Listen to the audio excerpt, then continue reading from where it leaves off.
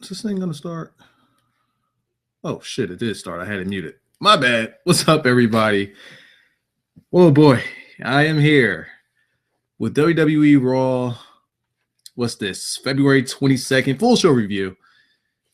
And man, I felt pretty good about today's Raw. I felt pretty good about tonight's Raw. Wow. It's good start. Well, let me not say good start. Great start, great ending. And for the first time, I don't know where I want to start. I don't know if I want to start from the beginning or start from the end. I'm going to save the beginning for the end because I still haven't exactly wrapped my mind around what exactly they're going to do when it comes to Shane McMahon. By the way, Shane McMahon has returned to the WWE. Now, we won't see him again. It's possible we won't see him again until WrestleMania. Just judging by he addressed the way he addressed the crowd during a commercial break. He simply said, "See you guys at Mania." So I don't know if he just will be gone between now and Mania. But give me some time throughout this review to kind of wrap my head around how they're going to approach that match with him and Undertaker, in a Hell in a Cell match for Mania. And I'll get to you at the end of the review. Well, nearing the end of the review on that one. But man, Roman Reigns, Triple H. Now, I talked about this last night. I saw it coming right down the pike. Like, I saw this. Triple H is not, I said this. There's no way in hell Triple H is going to let those writers in WWE's normal creative, he is not going to let them book and build his match for WrestleMania. I said this. He wants to control the booking, he wants to control the build, and he wants to control the crowd. This is Triple H. He will find a way to get Roman over for his match. He's going to find a way. Now, personally, I'm still hoping that Triple H walks out of WrestleMania the champion. And I only see one way of him walking out of WrestleMania the champion, and that's if we get a heel turn from Dean Ambrose. It's the only way that I see him walking out as champion. And I'm hoping for that. I really am hoping for that. But let's talk about guys' reaction to this and my personal thoughts to this. Okay. Do I think Triple H is going to get Roman over as a sympathetic baby face that everybody's going to love? No. That's just not Roman. You're not going to get a sympathetic babyface Roman Reigns. Just isn't going to work. It's not going to work. But because I got this a lot on Twitter at the waning moments of Raw. People are saying, well, Roman's not getting chairs. Triple H is getting the chairs and whatnot. Here's what I have to say to that. As a sympathetic babyface, Roman will not get over. It's never going to happen. It's just not. We've done that already. We've done it with Cena. We've done it with Bryan. We've seen it, been down that road, don't like it. Especially from a guy that size. It's not going to happen. It's not going to work. The way I said Roman gets over and what does work for him is if he's the badass ass-kicking Samoan. That is the Roman Reigns that we like. That's the Roman Reigns that will get over. Now, here's the thing. Roman versus Triple H before tonight, a lot of people were like, Roman Reigns, boo, boom, because it's the cool thing to do, right? Well, that's not going to work for Triple H. Triple H wants there to be heat on his match. Triple H doesn't want you booing during his match. Absolutely not. So there's several things that needs to be torn down in order for this thing to be built up. The first thing is we need to tear down the notion, the absolute thought of there being a sympathetic babyface in Roman Reigns. That's not what we can have. And Triple H, what I believe is going to happen. I believe he's going to tear that down because Triple H just bloodied up Roman Reigns. Pretty good. Really good. And people still boo Reigns because it's the cool thing to do. Yeah, there it is. I don't think it'll last long, especially for this feud. They have a lot of time to work with. They have until April. They got time to work with, and Triple H is going to do his best to get the correct heat on this match. Now, where I was going with this is he bloodied up Reigns tonight. Reigns has to. Now I'm using wrestler terms that I've heard on podcasts, but Roman Reigns has to get his receipt. Roman Reigns has to get his payback on Triple H. When does he get the payback? I don't know. But I personally think the sooner he gets that receipt, the better. Because if they drag this on, if they make an attempt to drag this on and have Triple H always attacking him and Roman never getting his receipt, then that'd be the way in which they play the sympathetic babyface, and that won't work. I personally think that Triple H went out there tonight and attacked Roman Reigns so that he can get a feel for that crowd, so that he can get a feel for how the crowd will react for him against Roman Reigns. Because if you hold this off and you hold them touching, if you hold that off for a long amount of time, he wouldn't know exactly how to get the proper heat. You got to go out there and you got to feel that crowd so you can know, okay, this is what they're responding to. In my mind, I want them to respond this way. So now I know, all right, I got to start doing things to get them to respond this particular way. Tonight, I don't think that tonight was, this is how it is. Tonight was a filler, him filling out the crowd. And tonight was also, well, one, it's a wake-up call. It's a call of attention to this match. It's a call of attention to how important this match is going to be. And at the same time, it's just setting the tone. It's sending out the filler so that he can know which way he can go with this angle. I am praying that they don't use this as an opportunity to get sympathy on Roman. It won't work. What they can do, what I hope they do, is next week, Roman needs to get his return on him. He needs to. And it's not that smile. No. I say next week, when it comes to these two, you start out with Triple H beating him up pretty good. You know, continuing on what he did. But you need to have Roman fire up and fire back. I mean, he needs to be on fire. He needs to grab chairs. He needs to grab a fucking TV monitor. He just needs to grab people. Y'all like weapons, right? Y'all love weapons. I mean, the Dean Ambrose and Kevin Owens match last minute. Y'all love that shit. It had weapons in it, right? Y'all love that type of thing. I personally don't care, but that's what y'all like. And if that's what y'all like, then that's what he needs to use in order to get some fire back. He needs to get some fire back. So tonight was just setting the tone.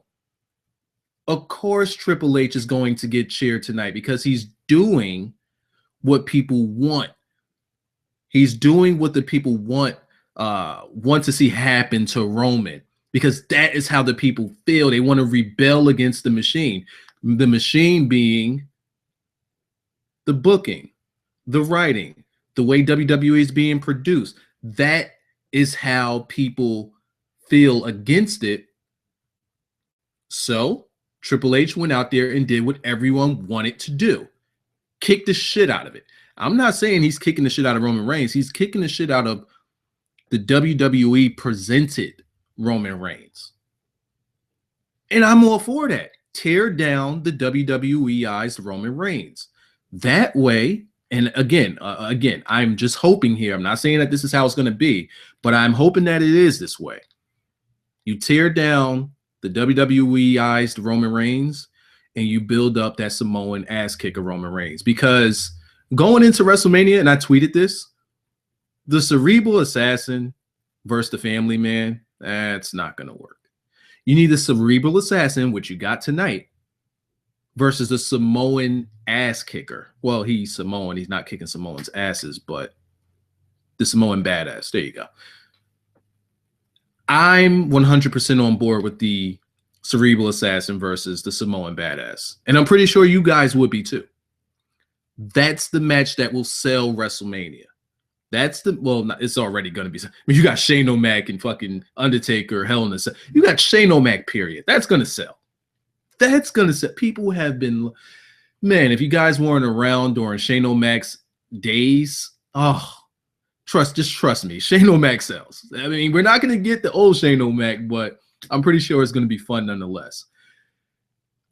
So that's already going to put asses in seats. Honestly, I really think Shane O'Mac will put asses in seats. This return, his return alone sold tickets. It did. It did. But we're not talking about Shane O'Mac yet. Roman Reigns versus Triple H is now starting to build and build and build. And if you get that Samoan ass kicker or that Samoan badass versus the Cerebral Assassin, that's the match we want. I swear, I don't think that you guys can deny that. I don't think that you guys can deny Cerebral Assassin versus Samoan Badass. I can't deny that match. That would be a good match. A fired up Roman Reigns. And then he gets screwed. And he gets screwed by Dean Ambrose. That would be clean. That would be clean as fuck. So, yes, Roman didn't get cheered tonight. He got some boos. But it wasn't deafening. It wasn't deafening boos. He didn't get cheered. Triple H got massive cheers. Absolutely. But that's for tonight. That's the start. There's a starting point. And here's what I need from, and I'm going to say so-called, I'm air quoting so-called here, wrestling fans, because I'm really starting to think a lot of you guys, I don't think that a lot of you guys understand and or respect the history of wrestling. The newer wrestling fans, I really don't think you do, because a lot of you guys want instant gratitude. Like, you guys want things to happen instantly, and that's not how it works. Now, normally, I'm the guy that's completely against giving WWE the benefit of the doubt. But when I do give WWE the benefit of the doubt is when they start building for WrestleMania. This is the time I actually do believe in WWE. It's because they don't want to put on a shit show when it comes to WrestleMania. Now, they will do it. Don't get me wrong. At WrestleMania 28, I was there. It was a shit show. Crowd was awesome. The show was shit. I was there. But when it comes to building WrestleMania, they put the dick and the balls in. They go all the way in. They're not playing around when it comes to building WrestleMania. So, do I trust them to build Roman the right way? As long as it's not a sympathetic babyface? Absolutely. Abso-fucking-lutely.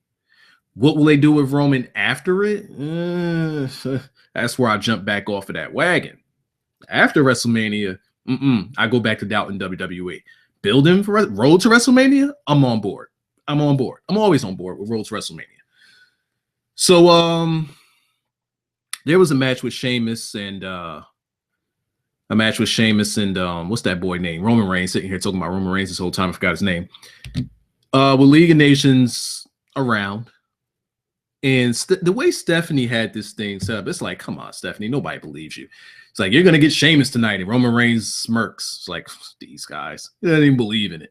And she's like, well, these guys don't have anything big set up for WrestleMania, and that's partly your fault. So these guys are going to be pissed off, and hey, they just might injure you. They have a real brotherhood. Unlike that, she called Dean and Roman's relationship a bromance, which I got to kind of agree with her on that one. But still, come on, it's League of Nations. Come on. No one, come on. There's no threat there. There's no threat. I mean, tonight they were good. They were beating the crap out of Roman. They were beating the crap out of him. They got ejected during a commercial break. Okay. All right. Whatever. I don't see why you eject them when Stephanie, like, pretty much told you this is what it is. Like, they're there to attack you. So I don't know why the ref ejects them and they actually leaves, because they still had Stephanie in the back pocket. Why do you leave? I don't know. I don't know why you leave. But they got their shit in. They left, and that was to build the stage for Triple H. Because you got the match going with Roman and Sheamus. It is what it is. Nothing really to pay attention to because you're just waiting for something else to happen. The match started early. The match started, I think it was about 10:30.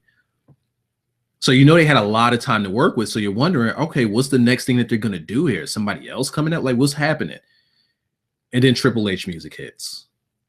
And he comes out with the leather jacket and jeans. Ain't no business suit this time.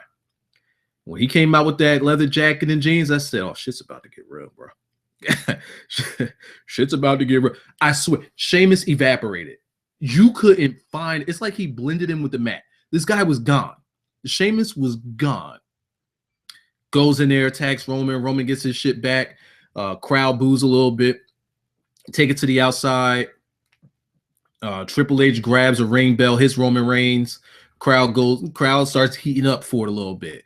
Then Triple H just OD'd. Took Roman's face and smashed it into the announce table over and over and over and over and over until you saw blood and all you could think. And that's another reason why Triple H would get cheers. He calls blood. He calls good blood too.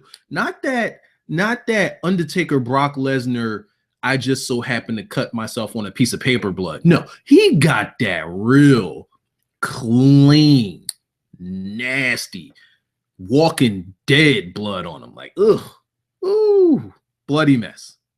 Absolutely, he's going to get cheered for that. Because the people like blood. Remember? You like weapons, right? You like tables. You like chairs. You like Kindles. You like that shit, right? You got blood. Good blood. When's the last time you seen good blood? Oh, man. Yeah, it was good. It's good. And that's how you get heat on the guy. That's how you get heat on the match. The crowd, thank you, base Triple H. It was great. Attack him. And then you see the blood. Triple H walking away. I knew it wasn't over. Come on, bro. Bro. You know it's not over.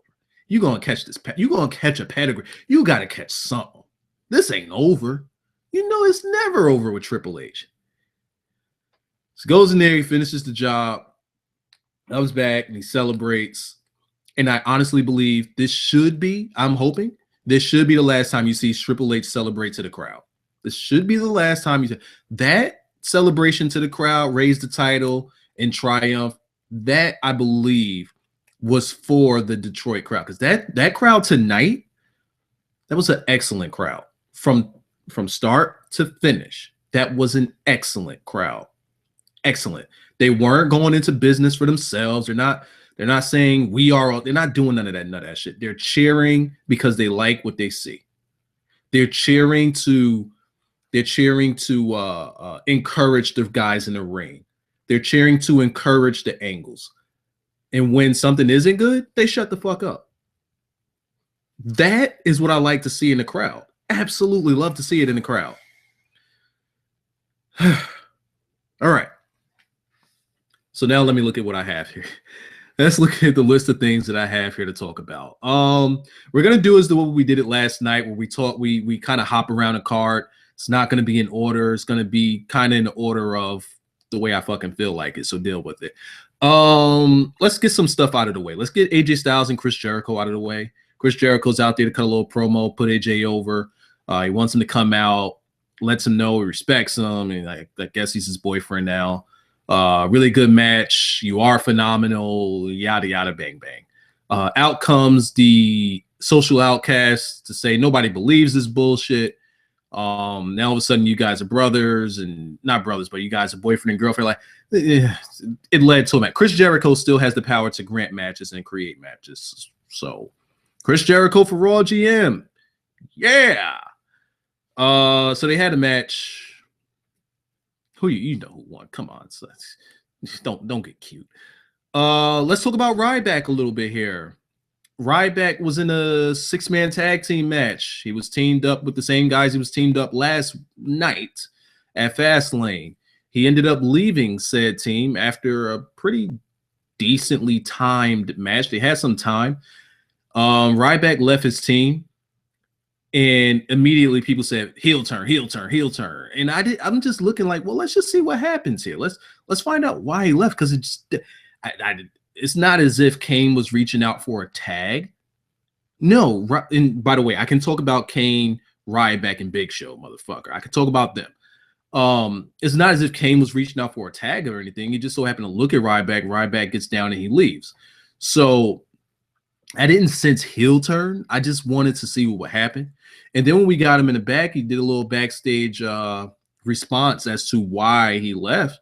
He just said, "Yo, I'm not meant for this tag team bullshit. You know, I want to climb the ladder. I want to be the guy that breaks the glass ceiling and grabs a brass ring. I want to be the guy." And absolutely, he should do that. He absolutely. Now, should he have left him? Nah, you could do that after the match.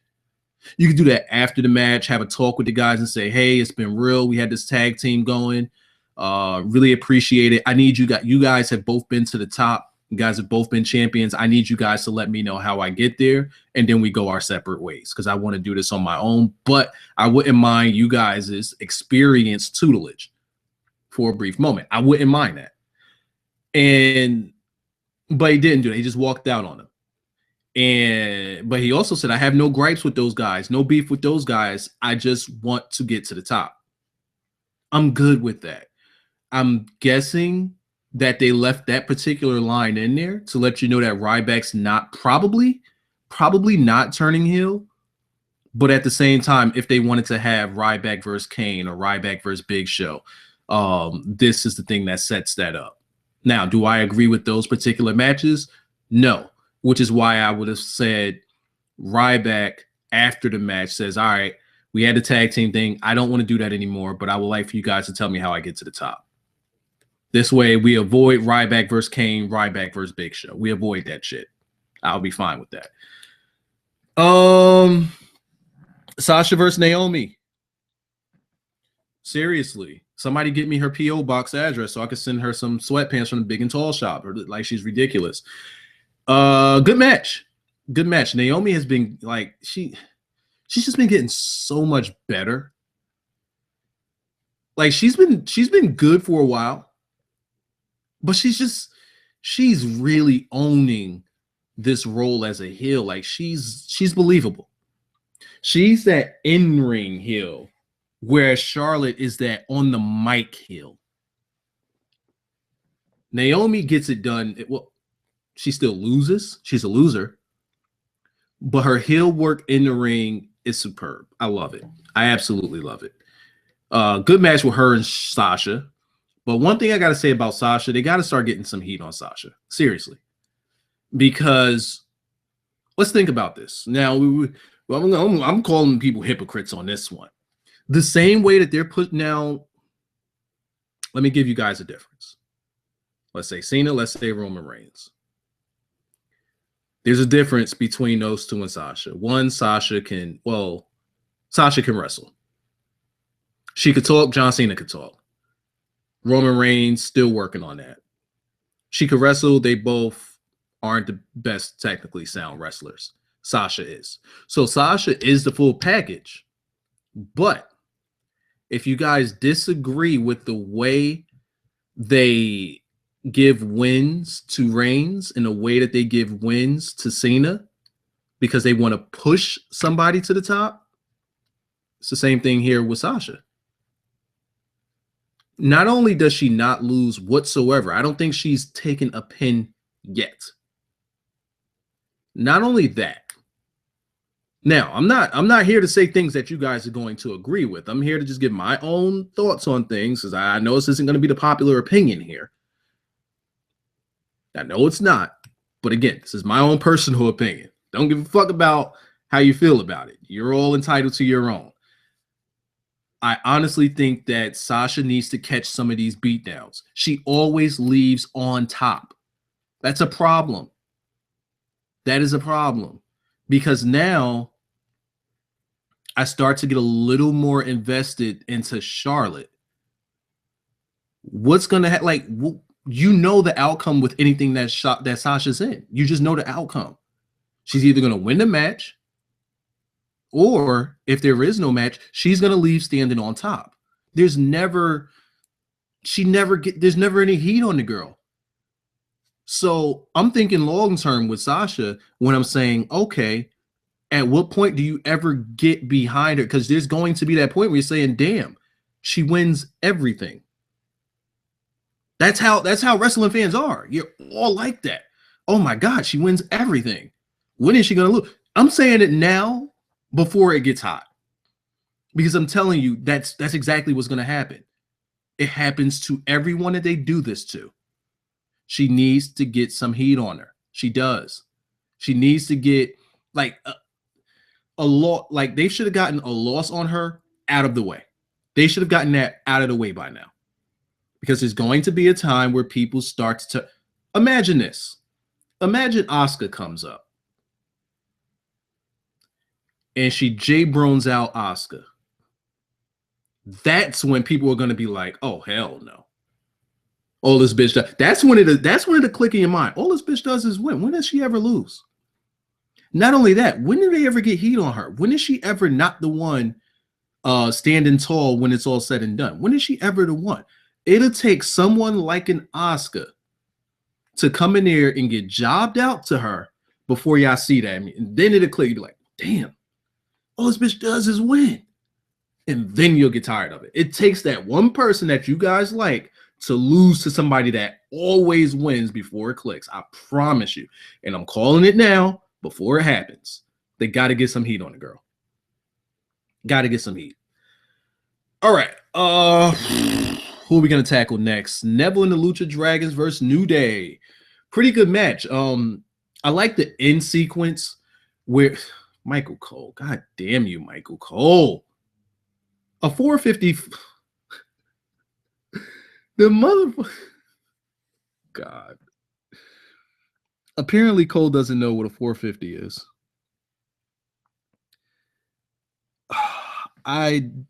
Luckily, I forgot what Michael Cole called it, but it was damn sure the wrong move. Damn sure it was the wrong move. I think it was Big E that was on the outside. I think he was laying down on the outside of the ring. You get Neville on the apron, and he takes his time. Oh, that's right. He kicked him down. Then he kicked over Xavier Woods so that he's laid out too. And I'm thinking, like, is he about to do like some type of, like reverse boom, something crazy? And then he just walks over to the center of the apron, and he just busts out a 450 split. I'm like, God damn, this dude here, bro. This dude here vastly underrated, man. They got to find something to do with this guy. Work on this guy's cat. They got to do something with Neville. Busts out a 450 splash with no jump. Like no springboard, no ropes, no none of that. Just busted out standing still. And then he sits there and he lays on Big E for a while. And I'm like, maybe the camera's forgetting to pan back to the inside. Nope. Here comes Kalisto, jumps off of Neville's back and does a 450 of his own onto Xavier Woods, and I popped. That was big time. That was big time.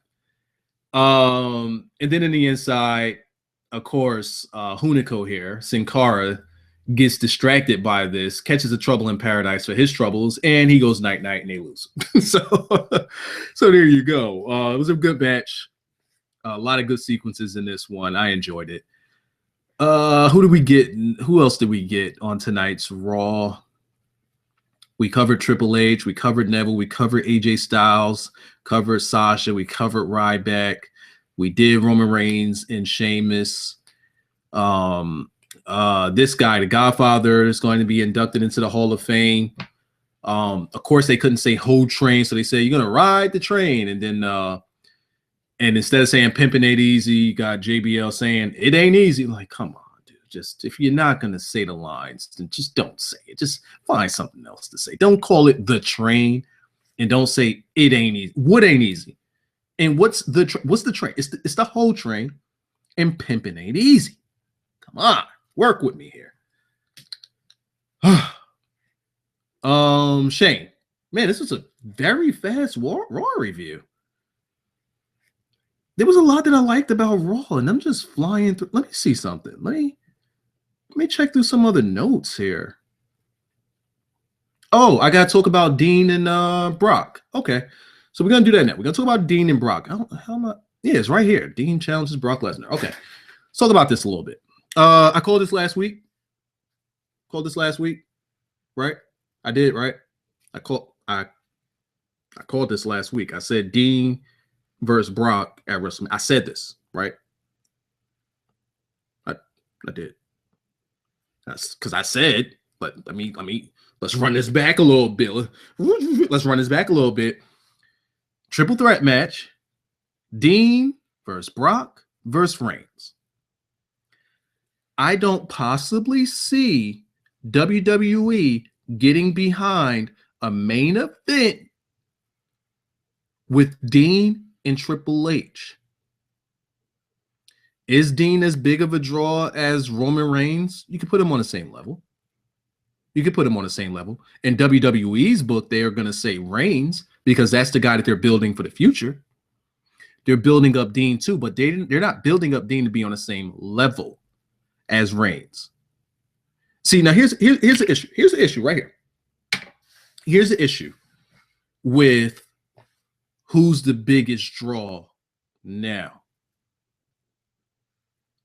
WWE and myself personally, what I personally think, and way I personally feel, I don't give a rat's ass who is the biggest draw now.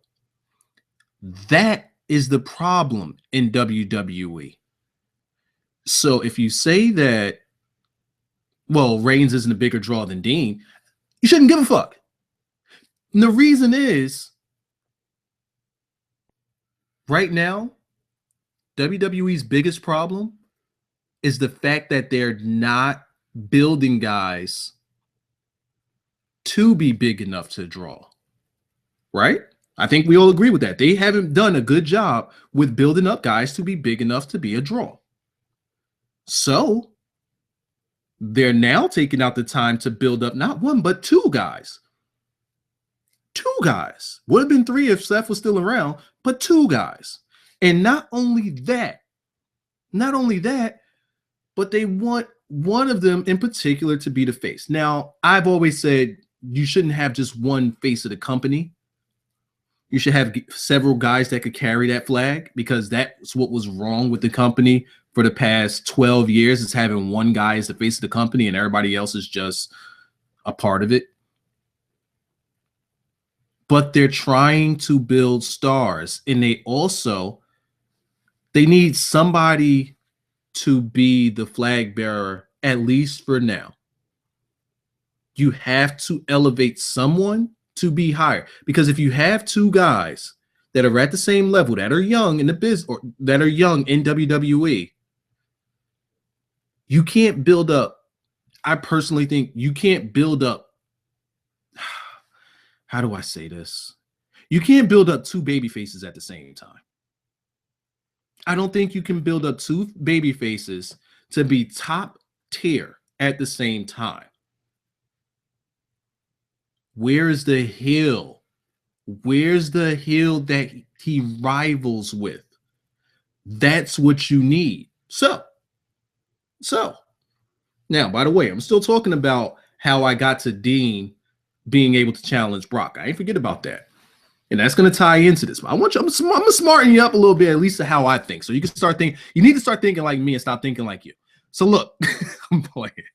Seriously, you need to start thinking like me. But look, you need, obviously they want Roman Reigns to be the face of the company. It's obvious. Stop fighting it. Stop fighting it, because that's what they're going to do.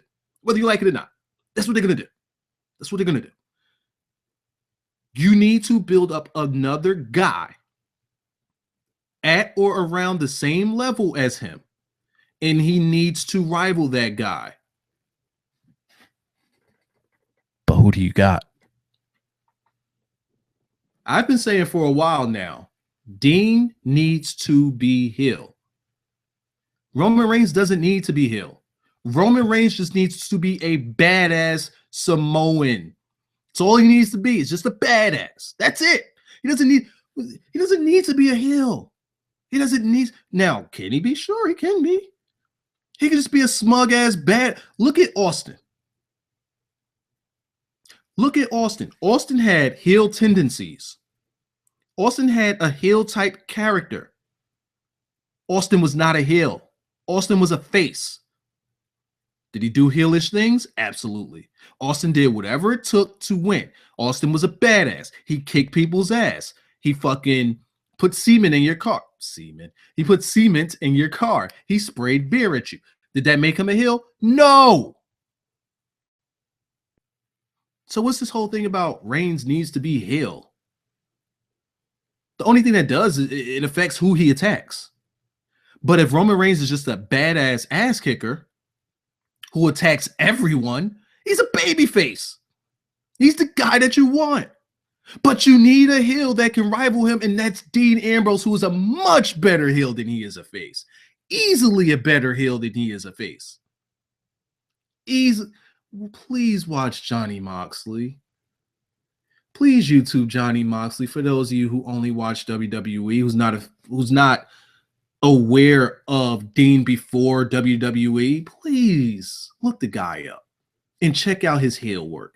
Check him out in FCW. You could check him out with the Shield. For revisionist history, you could check him out as a heel. That's the guy. That's the perfect guy that can rival the face of the company and get over. And he can actually beat Reigns. He can beat, like, it's going to happen. It's inevitable. So let's get back to how I got to Dean versus Brock. You need to separate Dean and Reigns. You need to separate them. And that's what this whole can you trust him deal is about. It's to separate them. Plant the seeds in separation. Dean needs an opponent. Brock needs an opponent. Brock's going to beat Dean. Brock will beat Dean. Dean's going to snap, though. This is my prediction now. Dean will snap after he loses to Brock. He's going to lose to Brock. But it puts Dean in a marquee match where he's going to get his shit in. And he's going to make a believer. He's going to be a believer. My only issue is with the way fans of wrestling are today. My only issue is having Dean cost Reigns the title. In theory, it's supposed to make him a heel, but he's going to get cheered for that. He's going to get cheered for that. And then he'll start working as the heel. That's my prediction. He will cost Reigns the title at Mania. And that's going to start his heel run. And it's going to start off with him getting cheered. But that's how I would set it up. That's how I would set. Brock stays a monster. He gets his win. Dean snaps. Later on, he attacked, like you just see him just pissed off in the ring after the match. He's just throwing things and whatnot. Gets to the main event. Nah, bro. If I can't win tonight, you can't either. To Roman Reigns, you're gonna take this attack. Then maybe he sides with Triple H. I hope he does, because if he just attacks Reigns and he stays his own man, he can't be a heel. It won't work as a heel. But if he sides himself with Triple H and the Authority and start doing heelish deeds for them, then it could work. So he comes out tonight after they showed what should have happened on Raw. It probably, well, you can't open it because you opened it with the Shane O'Mac thing, but I really believe that Brock attacking Dean outside and throwing him into the car, I really feel as though that's something that should have been done on Raw. Because they don't do stuff like that on Raw anymore, and it's just needed. It really is needed. I'm kind of hot right now. I'm really going off. It's needed. So Dean appears, or he comes after you got fucking Paul Heyman and Brock in there. They're doing a little promo. Same thing that you've been hearing for the past couple years.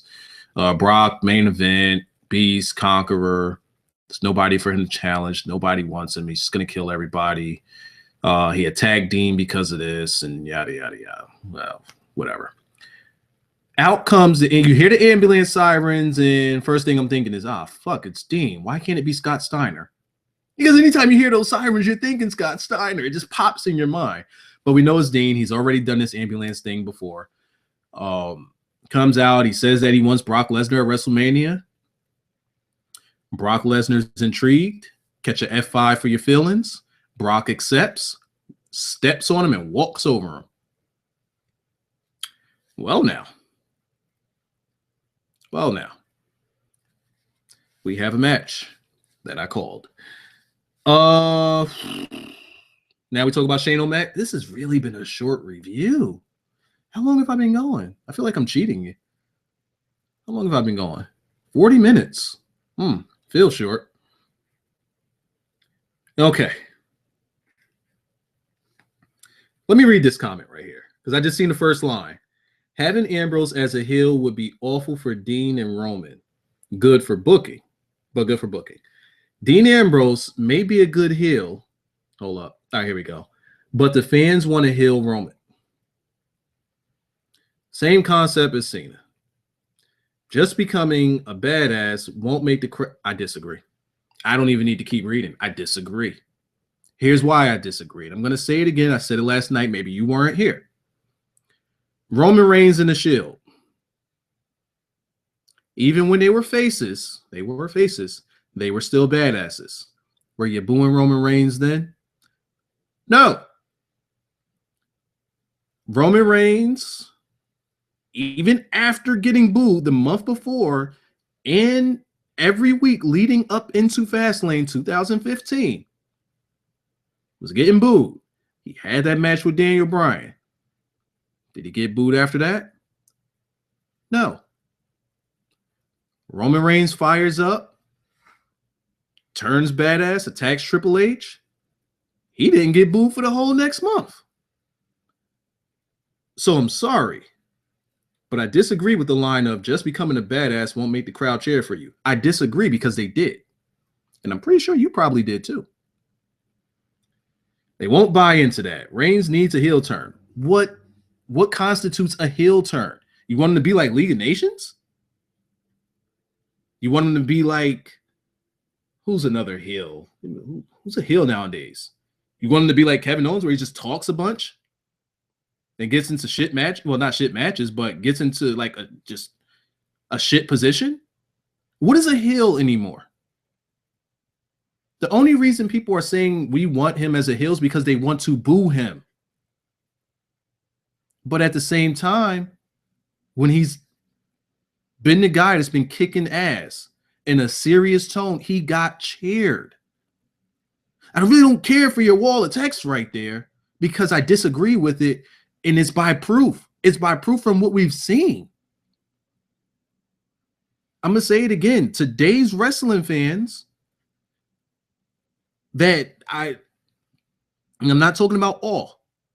I'm not talking about all, but a majority of today's wrestling fans, I honestly don't think they know what they want. I think that they want instant result. I really think that because this same thing was happening years ago.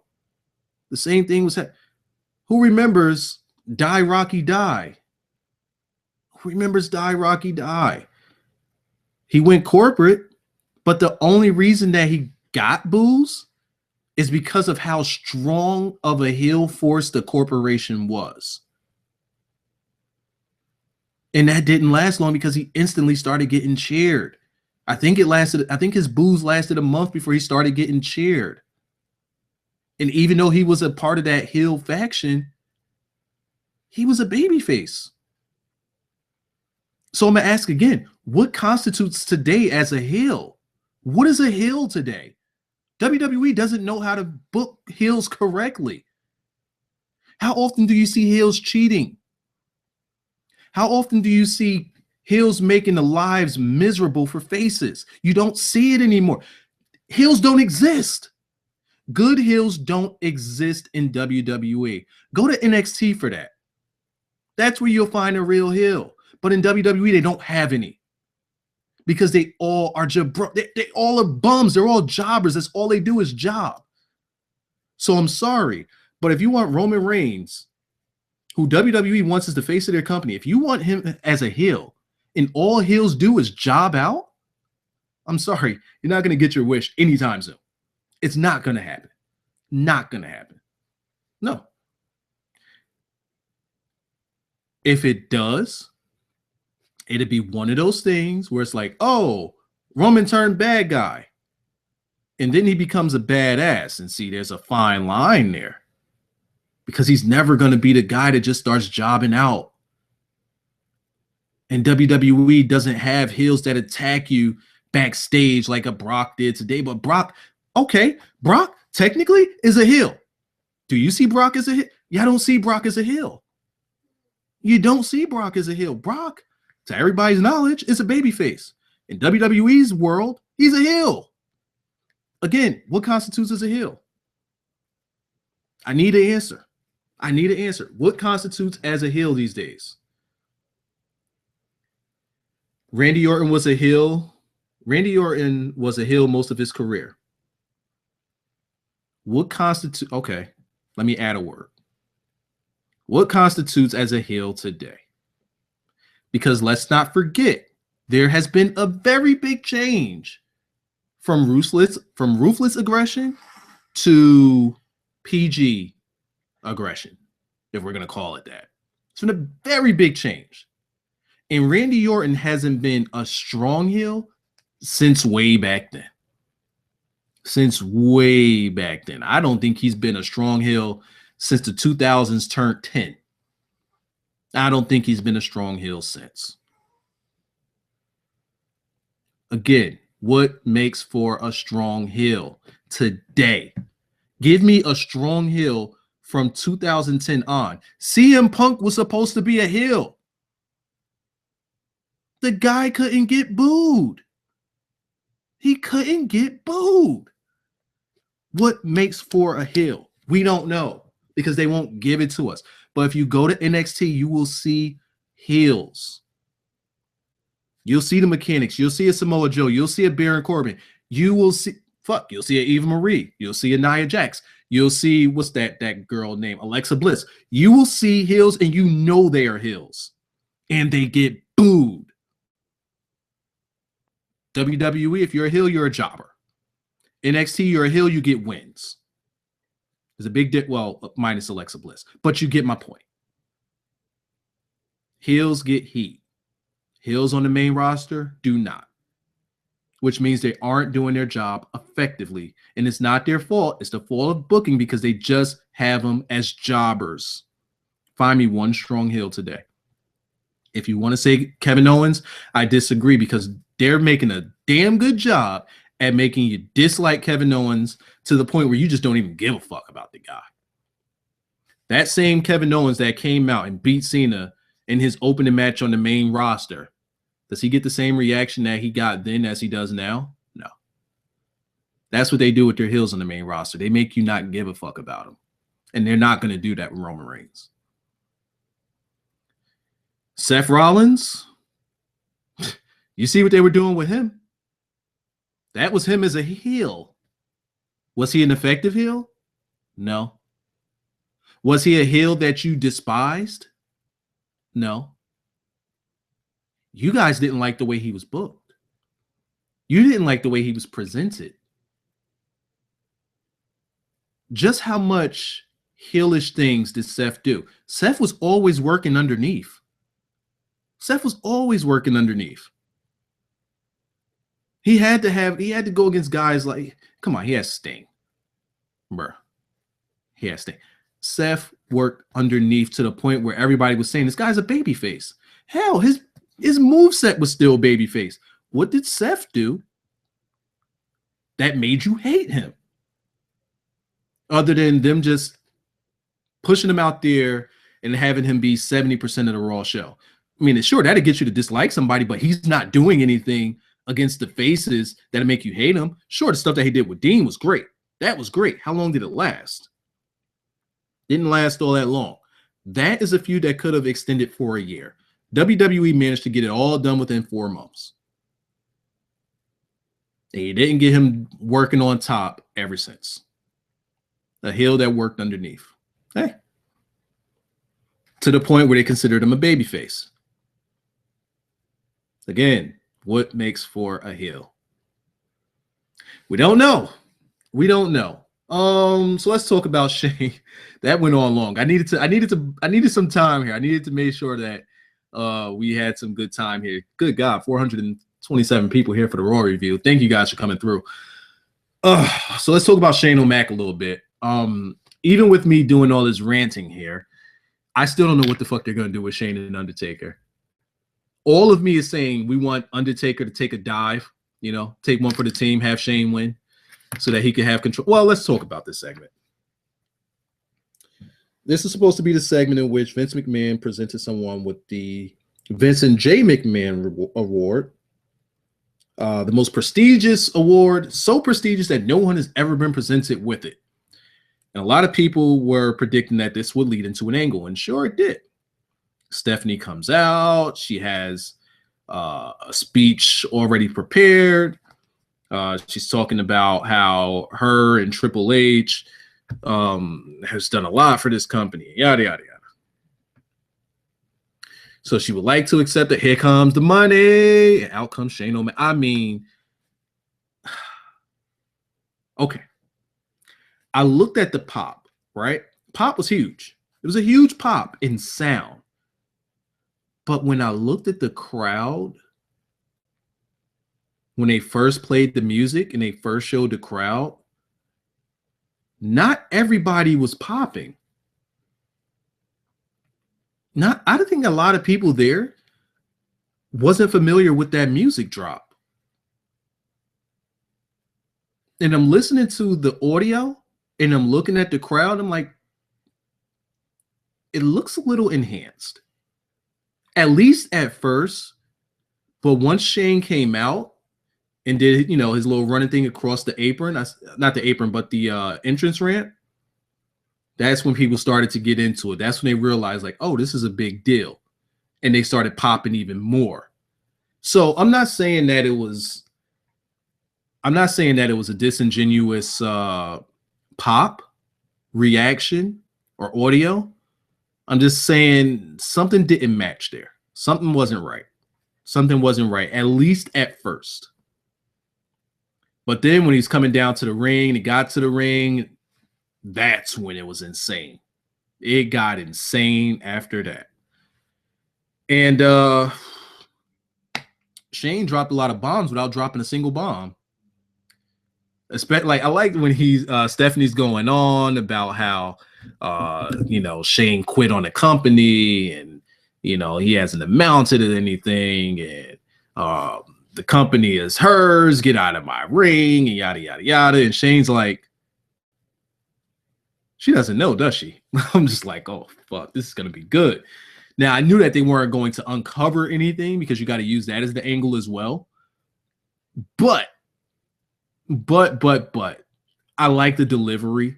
I like Shane. I liked his body language here. I liked his tone. I liked the way he looked. You could tell he was nervous, but he was trying to present himself as comfortable. He stopped, like, after getting into it, you could see, like, you know, it started naturally coming back to him, his cadence and everything, and the way he was delivering his lines here. He started to become more confident. That made it better. Definitely made it better to digest, especially since, you know, oh my God. I just realized something. Oh shit. All right. I got to mention Ronda Rousey here. Got to mention Ronda Rousey. We're not getting Ronda Rousey at WrestleMania. Let's say that first, right? We're not getting her at WrestleMania. At least she won't be a part of any match or anything. Honestly, what I want you guys to realize is, for years now, Stephanie's just been on a tear. And all this time, we've been saying, when does Stephanie ever get her comeuppance? When does anyone ever get a receipt on Stephanie? No one does. You can't put her in there with the diva because she's bigger than all of them and she destroys them. She's done it. Well, she's done it with Brie, but she's just physically bigger than everyone. Hell, she might even be, I got to see her in the ring with Tamina. She might be bigger than Tamina. Stephanie's a big chick. She's fucking, it's just a fucking ox, this woman. She's a freak of nature right now. But she slaps guys in the face, she tortures people, and she never gets her comeuppance. So, could Shane be the one? Could Shane be the one to finally shut Stephanie up? I think Shane is the one. I think Shane is the answer. Now, was tonight's return by Shane a surprise? Absolutely. Is it something that we didn't think would happen ever? No. Shane started selling off his stock in his company last year.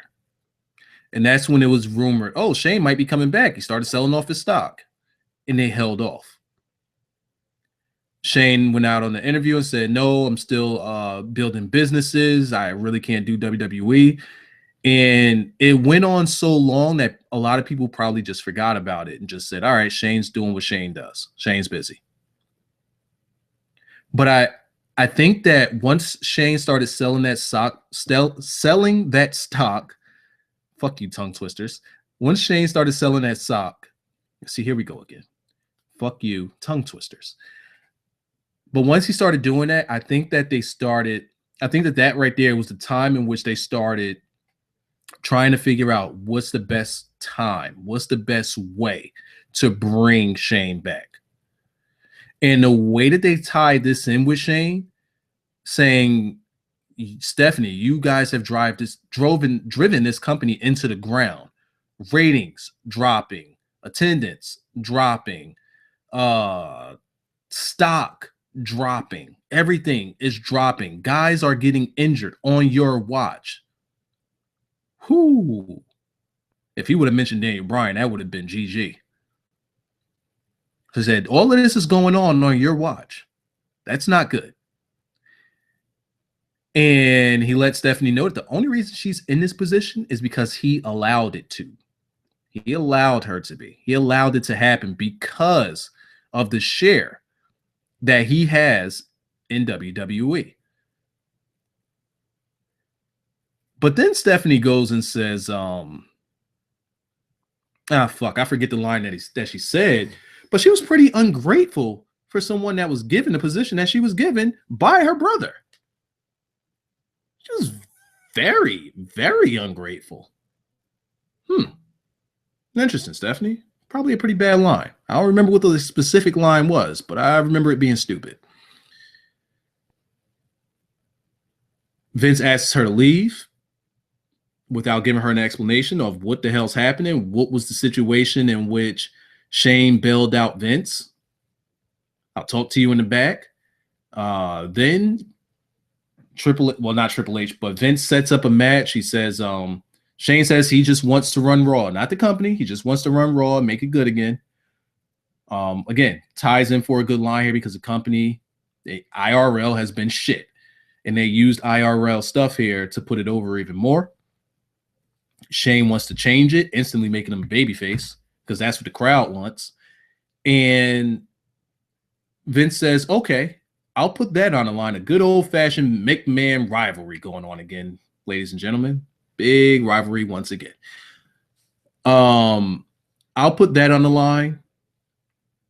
But what you're going to put on the line is all those little secret little things that you have. I want the key to that vault of secrets that you have. You put that on the line.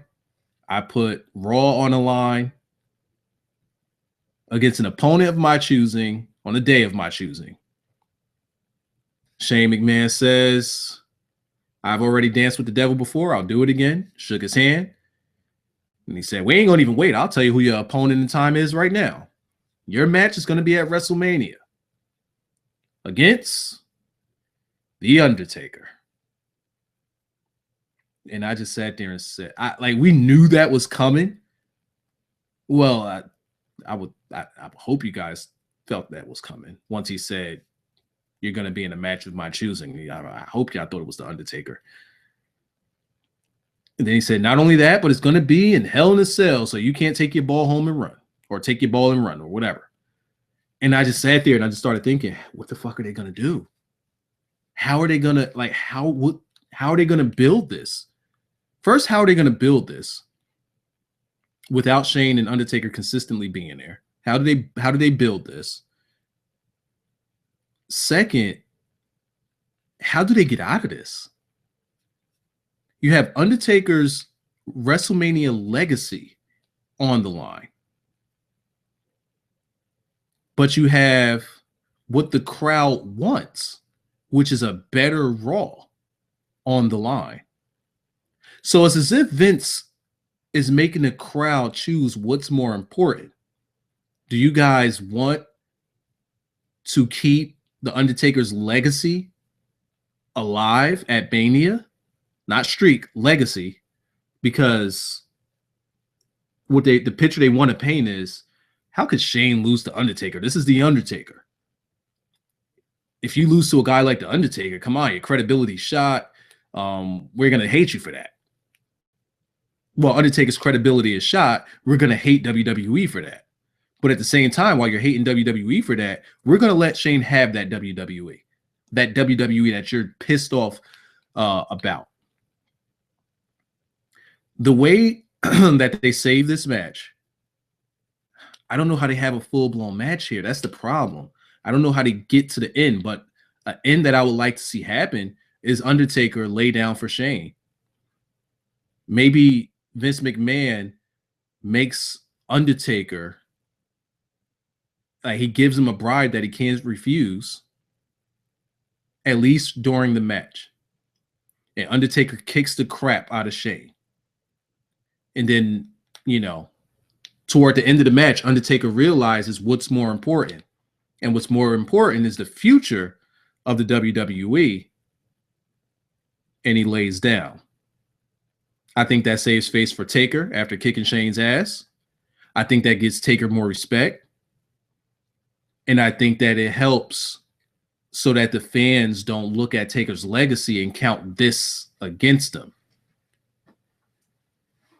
But I don't know. We're going to see how it all unfolds.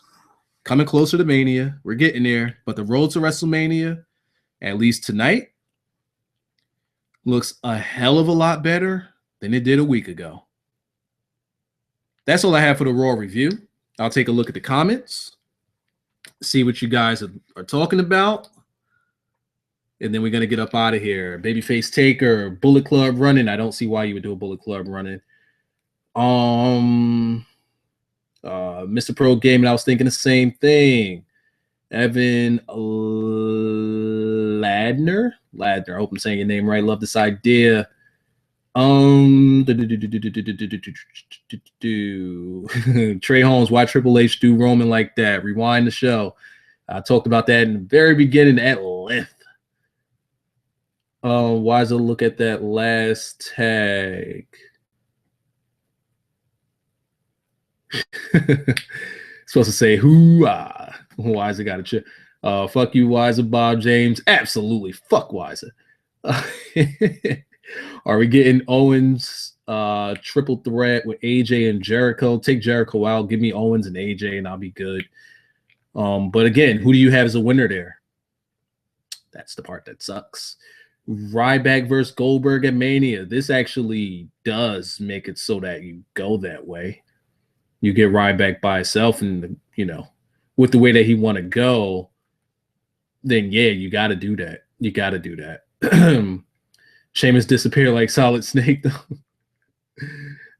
We can say Solid Snake. I'm saying that he blended in with the mat. There you go. Disappeared that way.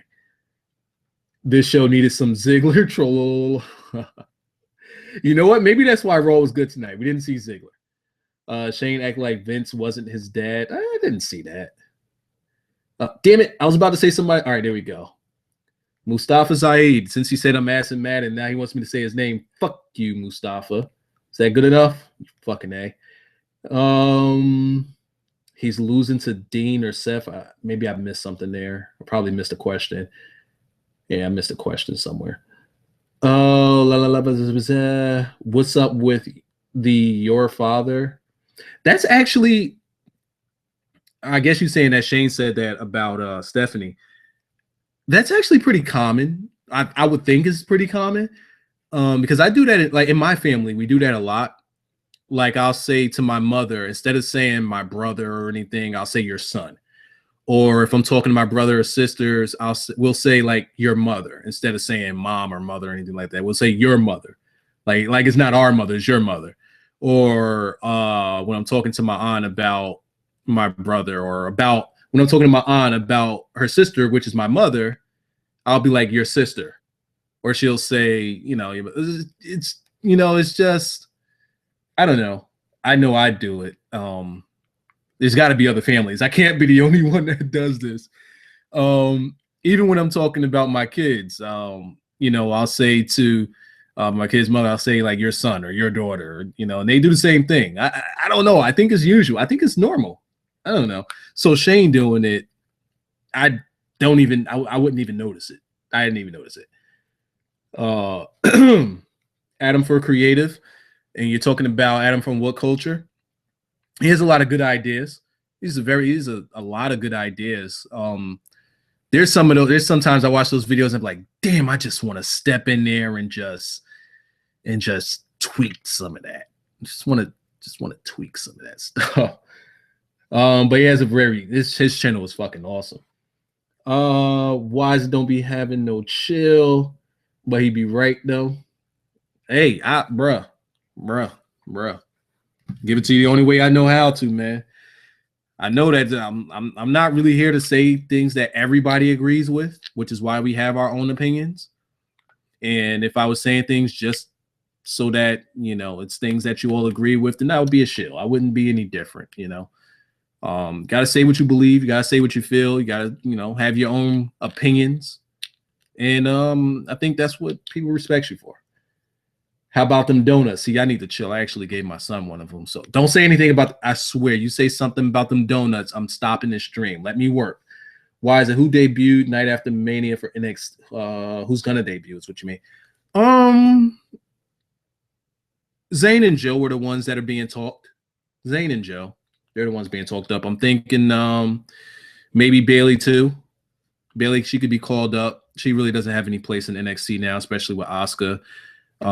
They also have Athena there, who they haven't shown yet. So I'm guessing once Bayley moves up, that'll free up a spot for Athena. If a lot of you guys don't know who Athena is, dude, check her out. Just check her out. Just YouTube Athena.